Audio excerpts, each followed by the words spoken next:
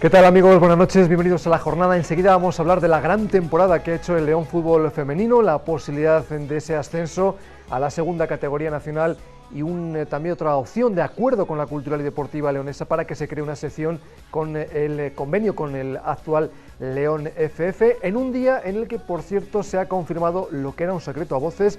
Rubén de la Barrera, el técnico gallego, va a ser el nuevo entrenador de la Cultural y Deportiva Leonesa la próxima temporada, después de su experiencia en Segunda B en equipos como el filial del Valladolid y el Guijuelo. Vamos a empezar precisamente por aquí, con esos últimos detalles dentro de los movimientos, muchos que está habiendo en la Cultural esta semana, sobre todo en la plantilla de salidas, salida masiva de jugadores, porque llegadas todavía no se ha anunciado ninguna.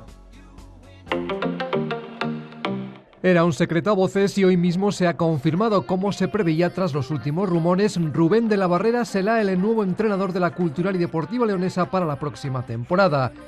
El ex técnico de Valladolid y Guijuelo será presentado el próximo martes en el Reino de León. Yo creo que es un buen club, evidentemente pues, sustentado también pues, por la organización Aspire, ¿no? de Qatar. El gasto en plantilla va a experimentar un importante incremento de cara a la próxima campaña y en el caso de la propiedad de la Aspire Academy el compromiso es que solo haya 2 jugadores de Qatar en el primer equipo dentro del objetivo de subir la calidad y asegurar el playoff de ascenso. La Cultural ahora en el mercado es tremendamente apetecible, por muchas razones, porque Aspire tiene un equipo en Bélgica y yo creo que vamos a hacer un equipo muy ilusionante. ¿Qué quiere decir el equipo en Bélgica? Que hay jugadores que si solo estuviera la Cultural de cierto nivel igual no venían. Estamos mirando en Segunda y Segunda B perfil de los muchos que están jugando ahí. Entonces estamos expectantes a ver cómo van los movimientos. ¿Qué hacemos?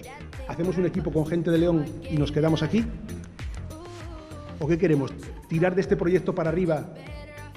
A la vez cambiamos la mentalidad del chico de León que no quería venir a la Cultural y que incluso todavía ahora hay algunos clubs que les dicen no, vete al Numancia o vete al Sporting B. Por otro lado, siguen los contactos para crear la primera sección de fútbol femenino dentro de la Cultural, a través del histórico León FF que podría subir a la segunda categoría nacional. De cara a la pretemporada se trabaja en la organización de un torneo internacional que sirva de presentación del primer equipo. Bueno, hablábamos precisamente en el vídeo de ese posible acuerdo entre un histórico, el León Fútbol Femenino y la Cultural. Vamos a hablar de la actualidad del equipo de chicas que además acaba de terminar la temporada en ese gran segundo puesto. Están con nosotros Aurora, la presidenta. ¿Qué tal? Buenas noches, bienvenida. Buenas noches. Y Marta, ¿qué tal? Buenas noches, bienvenida. Buenas noches. Bueno, Aurora, hablábamos en ese vídeo. ¿Habéis tenido conversaciones? ¿Cómo está un poco ahora mismo la posibilidad de que el León FF se integre? No sé si dentro de la estructura de la Cultural, un acuerdo de colaboración. Hombre, sí que hemos estado en contacto y nosotros lo que queremos es integrarnos dentro de la Cultural Deportiva Leonesa y en eso es en lo que habíamos quedado, así que poco a poco.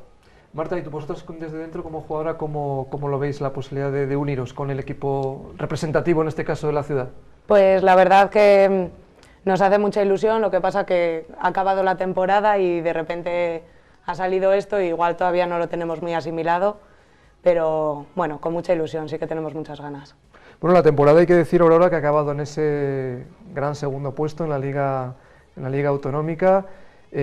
¿Cómo están ahora mismo las opciones de que podáis subir a segunda? Que parece ser que es muy probable, pero que todavía a día de hoy no está cerrado ese ascenso. Exacto, queremos ser prudentes, hay muchísimas posibilidades de pasar a segunda división, pero hasta que no nos lo confirme la española vamos a dejarlo así. Porque depende también un poco de cómo quede el resto de ascensos, los equipos grupos, que bajen. La creación de grupos, porque el primer clasificado quiere irse para el grupo de Madrid, entonces el grupo del norte ya queda una vacante. Vamos, en teoría lo tendríamos que ocupar nosotros, pero no quiero hablar de ese tema hasta que no lo sepamos fijo. Marta, después de una gran temporada, supongo que la posibilidad de subir a segunda división, a la categoría, bueno, ya solamente habría una por encima, ¿no? ¿Lo estáis viendo también con mucha ilusión? Pues sí, quizás con lo que más ilusión nos hace es ese posible ascenso, porque conlleva muchas cosas, más exigencia deportiva, que tenemos ya muchas ganas, y además tenemos muchas chicas jóvenes que igual para ellas sí que puede significar un salto importante para que las vean, para que puedan hacerse un poco notar. Te decía yo, Aurora, que lo que está claro es que ahora mismo parece que el fútbol femenino vuelve a pegar un despegue serio, sobre todo cuando ves a clubes históricos del fútbol español que han apostado por el fútbol femenino, como el Valencia, el Barcelona, el Español, el Rayo, el Levante, sobre todo el Athletic de Bilbao. Eso también ilusiona, parece que de una vez por todas la gente, y ves sobre todo en los partidos de fútbol femenino de la máxima categoría la cantidad de espectadores que tienen. Sí, claro, ahora como retransmiten varios partidos los sábados por la mañana, pues la gente ya creo que se está dedicando un poco más a saber lo que es el fútbol femenino. Yo supongo, Marta, que evidentemente hay que ir paso a paso. Lo primero es la segunda división, pero imaginarse en esa posibilidad de ir a San Mamés y ver la cantidad de gente que mueve, enfrentarse a esos equipos, tiene que ser algo bueno, pues que motiva muchísimo, ¿no? Imaginarlo sí, pero bueno, verlo ya me parece a mí que estos ojos no se verán jugando en primera, pero imaginarlo sí, jolín, claro, sería el sueño de cualquier futbolista. Bueno, hay que recordar a nuestros telespectadores, Aurora nos lo recordaba hace unos minutos antes de entrar en el estudio, que el León Fútbol Femenino ya estuvo en la máxima categoría en más de una etapa y bueno, pues como todos los clubes, ¿no? Se viven momentos mejores, momentos peores, habéis tenido también un pequeño ciclo otra vez para volver a despegar, ¿no? Cuando se descendió a la Liga Autonómica. Sí, ¿no? bueno, nosotros casi siempre descendíamos por falta de presupuesto. Yo recuerdo que, por ejemplo, jugábamos en Barcelona a las 12 contra el Barça. Salíamos a las 12 de la noche. Salíamos de Puente Castro, que jugábamos con el nombre de Puente Castro, montábamos en el bus, llegábamos a Barcelona a las 11, jugábamos y otra vez para casa, y felices. Pero claro, eso en estos momentos a una jugadora le haces eso y lo mismo te dice, oye, hasta aquí llegué. Casi que prefiero jugar en una categoría un poco más de inferior categoría, vamos, en vez de estar en división de honor, en segunda división, que lo tienes más cercano. Porque en el caso de que se confirmara ese ascenso, me comentaba, si el primero accede al Grupo de Madrid, por ejemplo, en el caso vuestro, ¿en qué ubicación os tendríais que mover? El norte, Galicia, Cantabria y Asturias. No importa, ¿no, Marta? Por jugar en segunda división, el tener que hacer más horas de autobús o lo que sea, ¿no? Se hacen pesadas, no vamos a decir que no, pero claro que no importa. Además, ya muchas hemos jugado ahí y tenemos unas ganas locas de volver.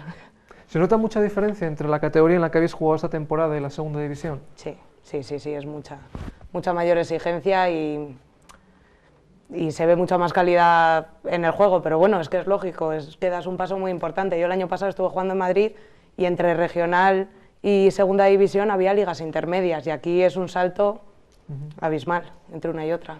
Bueno, la base está ahora mismo en el actual León Fútbol Femenino. Aurora, en el supuesto de que se produzca ese ascenso, ¿tendréis que reforzar el equipo o con lo que tiene ahora mismo el club ya sería una garantía suficiente para competir en segunda división? Bueno, este año tenemos un equipo muy bueno, 18 jugadoras que han dado la cara y con mucho nivel, pero tienes un tope de 22 jugadoras, yo creo que si metes otras 4, con eso ya está arreglado. El equipo se nutre de gente de León, también de jugadoras que vienen a estudiar. De INEF mucho, de INEF mucho, y de las jugadoras que terminan ciclo con los equipos masculinos, cuando cumplen los 14 años, y por cierto que hay una diferencia abismal con esas niñas, vienen con una categoría impresionante. Sí. En tu caso, Marta, también tuviste que jugar, porque es una situación curiosa, ¿no? O sea, las niñas pueden jugar en equipos mixtos, con niños hasta los 14, ¿no? Y a partir de ahí ya tienen que pasar al fútbol femenino, ¿no? Sí.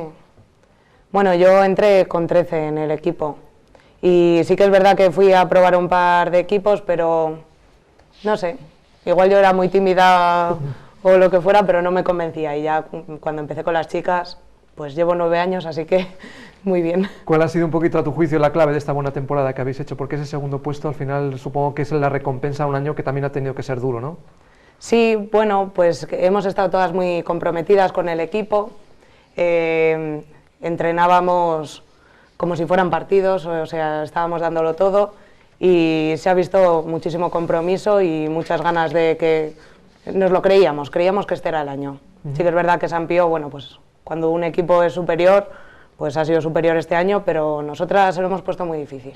Bueno, pues enhorabuena Marta y Aurora por esta buena temporada y estaremos pendientes de ese ascenso, de ese posible acuerdo con la Cultural, porque seguro que va a haber noticias en las próximas semanas. Gracias por estar con nosotros. Gracias a vosotros. Y mucha suerte. Seguimos en la órbita del deporte femenino porque, por ejemplo, hoy se ha confirmado en el Cleva la renovación de Ana Belén Palomino, la portera internacional junior del equipo leonés, que esta semana está preparando la despedida de la Liga. Visitan al Zarauz, al colista, este fin de semana, con lo cual el equipo guipuzcoano ya está descendido, el Cleva ya ha asegurado la permanencia, pero incluso podría dar otro saltito en la clasificación si el Cleva gana en Guipúzcoa y a su vez el Valencia pierde en Baracaldo, el equipo leonés accedería a la 8ª plaza, lo cual sería una gran clasificación después de los problemas de una temporada en las que, por ejemplo, Ana Belén Palomino, a pesar de su juventud, ha tenido que sustituir a Cristina González en portería por ese anuncio de su próxima maternidad, precisamente con Palomino, hoy renovada, hoy después de anunciarse la renovación, hablábamos de esa sustitución de Cristina y también del partido en Zarauz. Este fin de semana esperemos ganar contra Zarauz, que ya está descendido matemáticamente, y bueno, vamos a disfrutar, yo creo que igual que ellas, el último partido de Liga para despedir bien la temporada y a ello vamos. Es una responsabilidad grande porque Cristina, bueno, es una portera que todo el mundo la conoce y bueno, yo lo que he hecho es intentar hacerlo todo lo mejor que podía, ayudar al equipo en lo que podía y bueno, creo que más o menos he cumplido. Vamos a hacer una pausa para la publicidad. Hoy tenemos consulta con nuestro psicólogo deportivo y seguimos aquí en La Jornada.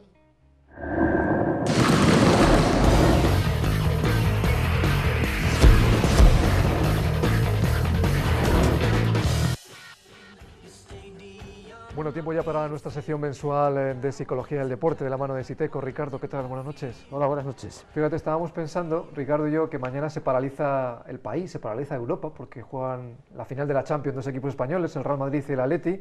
También tenemos nuestra porra, por cierto, aquí en la 8, y hay división de opiniones. Pero es curioso lo que se juegan estos futbolistas profesionales, es la élite, es lo máximo. Y para ellos también la psicología va a influir mañana en lo que pueda pasar, ¿eh? Y mira que seguro que muchos están acostumbrados. Pues sí, ocurre esto lo mismo, igual que como hablábamos antes fuera de cámara, que ocurre exactamente igual con las personas que preparan sobre todo maratones, que puedes correr 1 o 2 al año, que te la juegas todo el día ese de la carrera, porque bueno, si corres ya carreras de menor distancia, pues puedes permitirte ese error o ese fallo que puede ser corregible, ¿no? En una maratón a lo mejor es más difícil, pero también es cierto que en una Champions o en una final el componente psicológico lo es todo. O sea, tú ten en cuenta que las condiciones físicas, que vas a entrenar ya, o sea, estás como estás y lo que no hay que perder es ese punto que ya tienes. Y incluso a lo mejor te viene hasta mejor descansar que no forzarte físicamente o psicológicamente, ¿no? Entonces, si te das cuenta, pues incluso estos días, incluso hoy en el Giro, que ya has visto lo que ha pasado, que se ha caído el líder, ¿no? Sobre todo el trabajo psicológico previo es importantísimo, ¿no? Porque el físico ya no hay nada que hacer, ¿no? Ahí, por ejemplo, tienes 2 maneras de cómo lo están enfrentando los 2 distintos entrenadores de mañana, ¿no? Uno se plantea con distraer, mantener la mente ocupada, que no focalicen su atención excesivamente en el partido, sin olvidar el partido.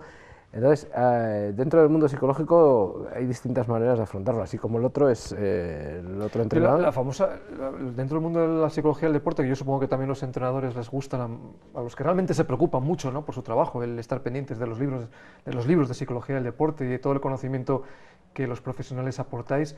Es curioso esa famosa palabra de la motivación, ¿no? Y lo que tú decías, ¿no?, como llama mañana la atención ver pues al Cholo Simeone, que es espectáculo puro y duro, frente al hombre tranquilo, ¿no?, que a lo mejor encarna Zinedine Zidane. Y sin embargo, lo están afrontando, el hombre tranquilo mantiene la tensión y el hombre que está o más enérgico les lleva a un spa, les lleva a un sitio de relajación, les lleva a tener ocupado. O sea, son distintas maneras, nadie conoce mejor, yo es opinar desde fuera porque nadie conoce mejor y no todo sirve para todos, es decir, nunca mejor que estar dentro de un equipo o conocer a la persona para poderla ayudar porque son individualidades dentro de todo.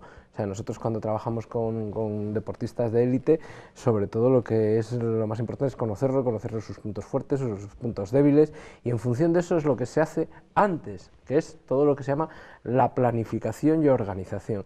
Una de las cosas más importantes que se tienen que trabajar los días antes es estar o prever los posibles contratiempos que te puedan ocurrir, bien en una carrera, bien en un partido.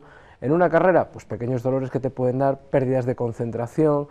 En un partido pueden ir perdiendo de uno, ir perdiendo de dos, ir perdiendo de tres. O sea, tienes que visualizar un poco situaciones negativas que se puedan producir. Exactamente, porque si vas sin adquirir esa sensación negativa, ¿no? Sin ser pesimista, digamos. No, porque tenemos que admitir y ayudar al jugador que es normal que nos pueda pasar. O sea, eso de que voy, me bajo del autobús, vuelvo, gano, vuelvo, es cuando precisamente es lo que suele ocurrir. O voy a la maratón, porque lo he entrenado bien, he hecho unas series impresionantes, me bajo, voy, llego, o sea, da la salida, ¿no? Esa cierta tensión es importante sin que nos llegue a bloquear, ¿no? Es muy importante mantener ese punto de tensión y ir sobre todo pensando, nos puede pasar esto, puede pasar esto, puede pasar esto. Sobre todo la gente, por ejemplo, fíjate, hablábamos de los profesionales que ya están curtidos, por supuesto los que mañana se van a enfrentar en esta final. Hablas tú, por ejemplo, de los corredores, que el otro día te veíamos en la media maratón del Dulce, Benavides de Órbigo, y veías a algunos que debutaban como un auténtico manojo de nervios, y luego veías un poco de los que iban a ir adelante, un poco la obsesión, mirando así con el rabillo del ojo al que le podía superar o no en la clasificación. Es curioso ese contraste también, ¿no? Sí, y sobre todo en las carreras es muy importante el que tú te centres en ti y, hombre, ahí dentro de una carrera, ganarla, ten en cuenta que una carrera la gana uno solo, ¿no? Entonces, mantener el control, el resto de los participantes de una carrera amateur, lo más importante es centrarte en tus objetivos, centrarte en tus tiempos y sobre todo en una larga carrera, ten en cuenta la cantidad de incidencias, como tú dices, a mí en esa carrera se me cortó la digestión, se me bloqueó en el kilómetro 12. Y esa duda de decir, paro, no paro, sigo para adelante. Entonces, en el kilómetro 12, pues la cuestión que haces, tiras para adelante, vuelves para atrás, esperas, y lo que sí que tienes que hacer, y sobre todo es muy importante, y teniendo en cuenta las cosas que han pasado, sobre todo en el correr, es conocer tus limitaciones. Yo en esa carrera adelanté sobre todo a una persona que estuve a punto de darme la vuelta y decirle si le pasaba algo, ¿no? Hay que saber dónde está el límite, porque una cosa es que tú vayas con problemas que puedes llevar, que no notas pero ya cuando una persona va respirando, jadeando de una manera que no, o sea, llamar a la coherencia. Que le escuchas a 5 metros. No, o sea, ni a 5 y a 200 metros lo ibas escuchando, entonces si veías que se iba de lado a lado, o sea, eso ya para mí me parece que ya es una cuestión peligrosa, ¿no? Oye, yo sí quería preguntarte, Ricardo, por ese momento en el que te lo juegas todo. Hablamos del ejemplo de la carrera o, por ejemplo, mañana la final de la Champions, cuando ya no hablamos de profesionales, cuando hablamos, por ejemplo, de niños, ¿no? De gente que es totalmente amateur, pero yo sé que mañana, por ejemplo, va a haber finales de niños pequeños de fútbol en el Reino de León, y supongo que para ellos es como un momento en el que, casi como el día de los exámenes, ¿no? Ten en cuenta que estamos hablando, sobre todo, hemos hablado del antes, ¿no? No del durante del partido. Ten en cuenta que la mayor presión que les puede meter y el que debe de quitarles de presión, y de la misma manera que te estoy diciendo, a mí el año pasado me llamaron un equipo para hacer, que creo que ya lo conté en algún programa, me llamó un equipo para trabajar con los chicos en ese partido decisivo, en un partido decisivo que se jugaba en el descenso, ¿no? Lo más importante es decirles esto, te puede pasar esto otro, el entrenamiento ya está hecho, y que ellos en el momento que ocurran ya estén psicológicamente preparados para ello y que continúen con el trabajo. Que al final del partido haya pasado lo que haya pasado, lo mismo que al final de una carrera, hagas el tiempo que hagas, ¿no? Que estés satisfecho con aquello que tú has hecho, o sea, porque nadie mejor que cada uno sabe sus limitaciones. ¿Y cómo se controla, Ricardo, esos momentos previos, por ejemplo? Porque quizás una vez que empieza el partido, a lo mejor ya te centras en el propio desarrollo, ¿no? Pero sobre todo ese día antes, sobre todo cómo te levantas, ese manojo de nervios que hay previo a ese momento en el que te juegas toda la temporada. Sobre todo en tema de niños, como preguntabas antes, es más el entorno que ellos mismos. La presión que puedan recibir también. Sí, la presión que puedan recibir es lo que pueden bloquear. Es decir, ten en cuenta que un niño lo primero que tiene que hacer es divertirse en cualquier deporte. Si tú le quitas eso, ya le estás empezando a meter presión. Si le empiezas a hablar del resultado constantemente, no, simplemente deberíamos de hablar, sobre todo con niños, de jugar y de hacer aquello que hemos estado entrenando y de que hemos sabido hacer durante una temporada. Porque si empezamos a hablar del resultado, la persona se va a focalizar, o los niños se van a focalizar en el resultado y se van a olvidar de hacer aquellas cosas que saben hacer. Lo mismo te ocurre en un corredor cuando en una carrera y en un partido. Luego estaría durante el partido. Esas pérdidas de concentración que pueden ocurrir, ¿no? O esas pérdidas de control, que eso es súper importante, que a veces oímos en televisión, si pudiera haber un tiempo muerto, cómo reconducir la mente de una persona, es decir, cuando te marcan un gol, que pierdes esa concentración, cuando te viene un dolor, cuando estás en una carrera, cuando ves que no llevas el ritmo que tienes planteado, cómo reponerte de eso, es aprender a hacer esos tiempos muertos a nivel individual con cada uno dentro del partido, porque ten en cuenta que en un partido de fútbol tiempos muertos no hay, en un baloncesto sí, en balonmano, no sé si hay en balonmano, sí, también hay tiempo muerto, entonces puedes... Pero en fútbol no se puede parar. Pero en fútbol no se puede parar, ¿no? Y en una carrera tampoco. Y en ese desenlace, sobre todo también, supongo que también desde el punto de vista psicológico hay que saber ganar y saber perder, ¿no? Sí, hombre, ten en cuenta que hay muchas... Porque a veces la derrota, sobre todo cuando ves con niños pequeños, se convierte en lágrimas, en llanto, en un auténtico drama, ¿no? Pero sobre todo viene previamente, ¿eh? Esa presión que le han metido al niño. Tú ten en cuenta que un niño le das un balón y se dedica a dar patadas. Si nos olvidáramos del resultado, hombre, a todo el mundo le gusta ganar, pero tú vas a ver a los alevines como a veces yo me quedo mirándolos por ahí y los ves y alguno pasa de todo, está por ahí, o sea, si lo que le gusta es divertirse. ¿Quién le mete la presión? Porque el concepto de resultado, ganar o perder, lo que implica, lo tenemos la gente adulta, no lo tienen un niño de 8, 9, 10, 11 años. Bueno, con 11, 10 años igual sí, pero magnificar la importancia de un resultado, si un niño, si no se hablara de esas cosas a su alrededor, no sabe si sube, si asciende, si realmente no tendría ese concepto. Es más la presión de los padres, entrenadores, etcétera, que se están planteando, o creo que desde mi punto de vista se está confundiendo el deporte. No es ganar, es disfrutar. Y dentro de disfrutar, pues obviamente puedes ganar o perder, es lo mismo que el partido de mañana. No te sientes pensando solo en ver ganar a tu equipo, porque entonces para eso no te sientes porque te puede dar un infarto. O sea, uno cuando se va a sentar a ver una final, lo lógico y lo normal, y ya hablando de espectadores, es que tengo que estar predispuesto a verlo ganar, perder, que haga un buen partido, que haga un mal partido. O sea, lo bonito sería que gane o pierda, que se haga un buen partido. Como vamos a quedarnos con esa idea, que mañana no haya sustos y todos los peques que también se juegan ahora al desenlace, que no pasa nada, que al final el deporte es un juego y una diversión. De todas maneras, lo que decimos siempre, el mejor asesoramiento desde el punto de vista psicológico lo encontráis en Siteco. Ricardo, nos vemos el próximo mes. Pues aquí estaremos. A ver qué pasa mañana con los atléticos y los madridistas, a ver quién sufre más. Una recomendación para el fin de semana: espectacular el descenso con los mejores de España en Aguas Bravas, en Sabero, con esa Copa de España que os vamos a contar el lunes. Os lo aconsejamos si podéis acercaros hasta Sabero, porque es un espectáculo que merece la pena, y por supuesto os resumiremos todo lo que ocurra durante el fin de semana. El lunes regresamos. Hasta luego, amigos.